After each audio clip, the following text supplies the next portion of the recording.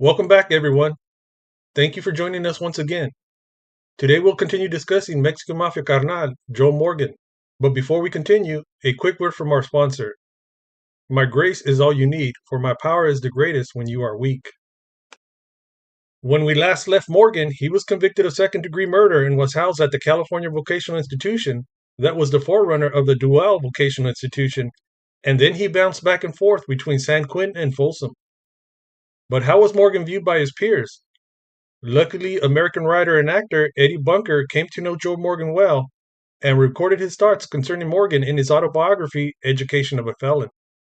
Bunker first met Morgan when Morgan was transferred from Folsom to San Quentin with a parole date in 1955.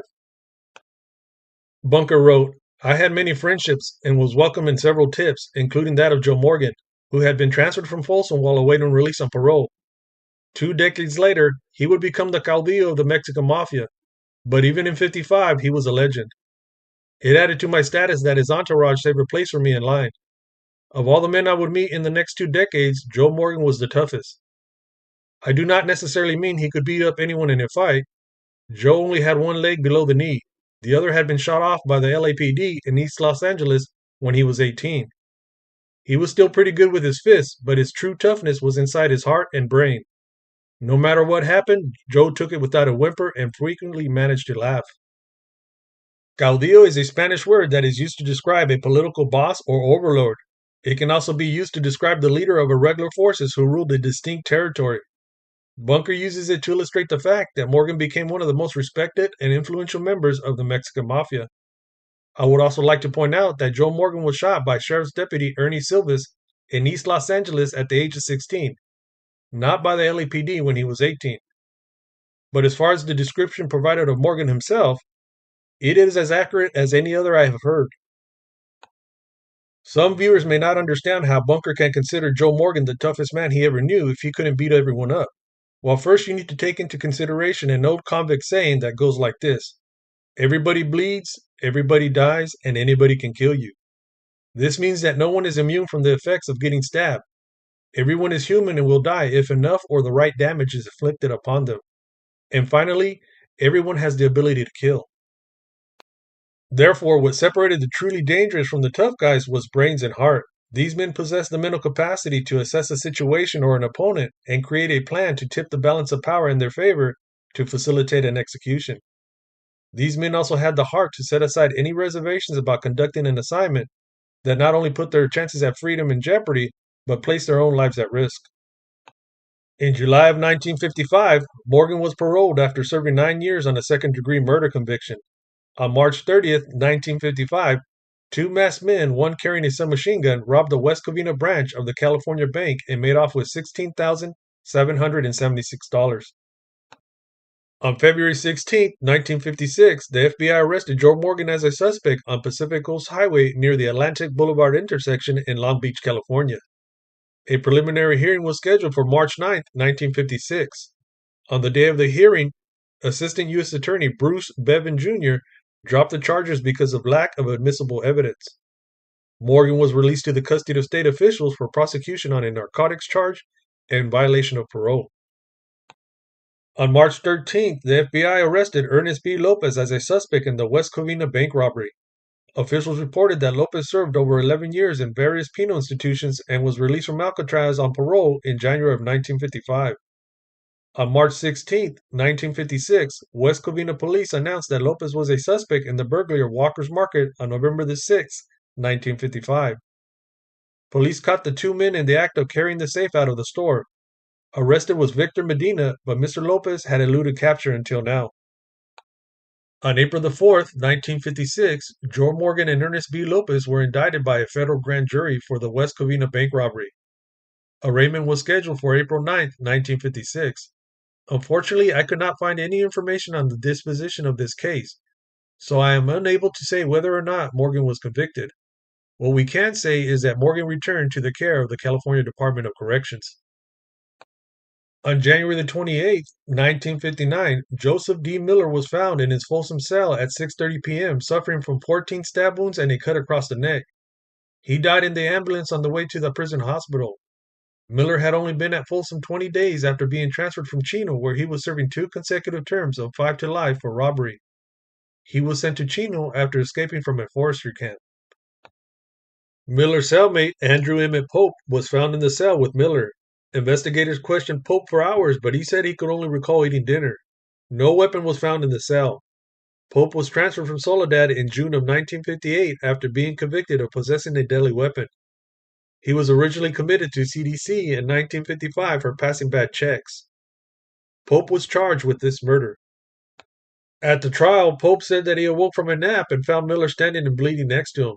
Pope stated that he laid Miller down in his own bunk, and Pope denied stabbing Miller or knowing what happened to him. The prosecutor put forward evidence from the coroner that reported none of the cuts were deeper than 2.5 inches deep. The prosecution stated that this was consistent with a blade of a small hobby knife that Pope had access to. Pope denied it, saying he returned the hobby knife to the tool crib in the prison hobby shop. He was even allowed to search for the knife in the prison hobby shop, but he didn't find it. Pope, however, had an ace up his sleeve named Joe Morgan. Pope told the court that he had entrusted some personal items for safekeeping to Morgan, and amongst those items was a receipt he received when he returned the hobby knife to the tool crib in the prison hobby shop. The court subpoenaed Morgan and ordered him to turn over the receipt. In court, Morgan produced a receipt from his prosthetic leg. The receipt was from the prison hobby shop, documenting Pope returned a small hobby knife. Pope was acquitted of murdering his cellmate in large part due to Morgan. Morgan, for his good deed, was assessed 29 days in isolation for smuggling the receipt out of Folsom Prison. Morgan filed a writ of habeas corpus stating that it was unfair to be placed in isolation for complying with the court. The writ was denied because the judge stated that this was an internal prison matter and he had no right to get involved in individual housing assignments. In November of 1960, Andrew Gonzalez was being tried for smuggling 6 capsules of heroin into Folsom Prison. On November the 23rd, 1960, Morgan testified on behalf of Gonzalez. Morgan stated that in April of 1959, he smuggled 300 heroin-filled capsules into Folsom by having an accomplice on the outside attach them to the frame of a truck, making deliveries to the prison.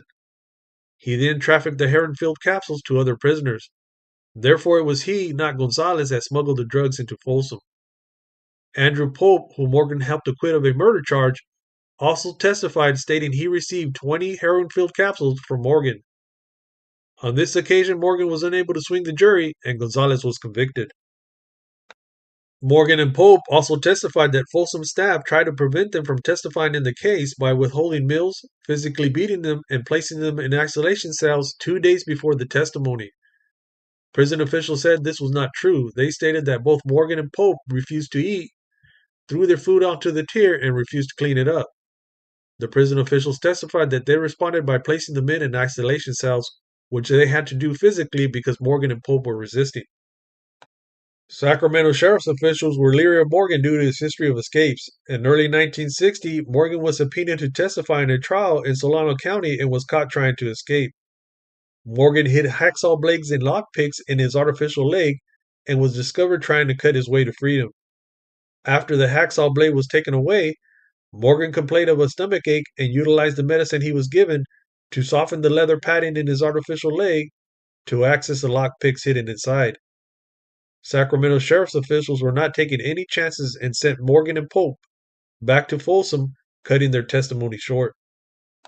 February of 1961, Morgan was subpoenaed once again, this time to testify in a Los Angeles murder case. On February the 23rd, 1961, 11 men escaped from a holding cell in the new booking office on the first floor of the Hall of Justice located on Temple Street and Broadway. Sheriff officials had proclaimed the new booking office escape-proof. This was the largest escape to date in the sheriff department's history. Joe Morgan was suspected of being the ringleader. A lock on a service door in the holding cell bathroom was picked.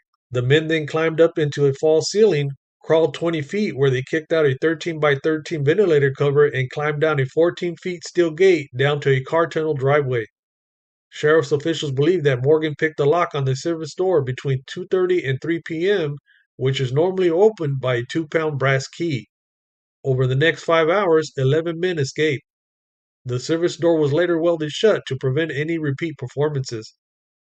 Sheriff staff did not become aware of something was wrong until Morgan failed to answer when he was called over the paging system. The area from where the men escaped had been flagged by Sheriff Pitches as a danger point in the jail system. Work had started on erecting an electric fence around the area but had not been completed. A quick fun fact: the Los Angeles Sheriff's Department Pitches Detention Center is named after Peter J. Pitches. Here he is being sworn in as the Los Angeles Sheriff in 1958. The escape was a serious situation, no doubt, but it also provided some comedy. Ronald Porfetta, a 32-year-old unemployed machinist, escaped only to discover upon his arrival to his home that his wife had posted his bail. Porfetta called the jail to inquire about some belongings he left behind, and he was informed that he was being sought for escaping. Porfetta told investigators that his bail had been posted, so he walked out.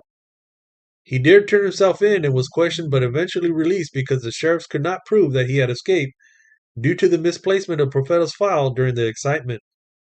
Chief of Detective Gordon Bowers said that Profeta would have had to walk through 4 electronically operated gates if Profeta left as he had said he did. When Folsom Warden Robert Hines was interviewed, he said Morgan is a pretty dangerous man. We keep him in the adjustment center here. We don't let him out with the regular population. He's a slippery customer, and we were aware of that when the Los Angeles deputies came after him last Thursday. We searched his artificial lake thoroughly and warned the deputies about him.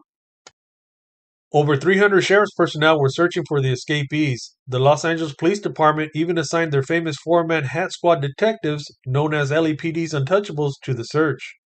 Morgan was listed as 32 years old, 6 foot 1 inches tall, weighing 170 pounds, with cropped black hair, brown eyes, and an artificial right leg. On February the 28th, 1961, Morgan was captured pushing a grocery cart in a supermarket at Pico and Robinson's Boulevard. Culver City policeman Harry Lasser received information that Morgan might visit the store, and a stakeout was initiated. Lasser, Lieutenant Clink Smith, and Sergeant Velinas waited in the upstairs business office behind a one-way mirror. Sergeants Arthur Olson and Gary Graves waited outside, and they were in contact with the 3 inside via walkie-talkies. Morgan walked into the store alone and started shopping. The officers arrested Morgan before he had a chance to realize what was happening. Morgan's artificial right leg was removed immediately to prevent any further escapes.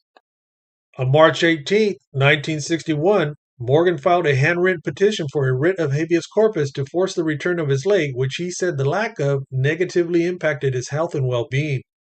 On March 23, 1961, a hearing was held to address Morgan's petition. By this time, however, his leg had been returned. But Morgan took the opportunity to request that he be allowed to remain in the Los Angeles County Jail to prepare a defense against the new escape charges. The judge wasn't having it. He denied Morgan's request and sent him back to Folsom Prison. I think this is a good place to end this video. We'll pick up Joe's story in another episode, but for now, good night and God bless.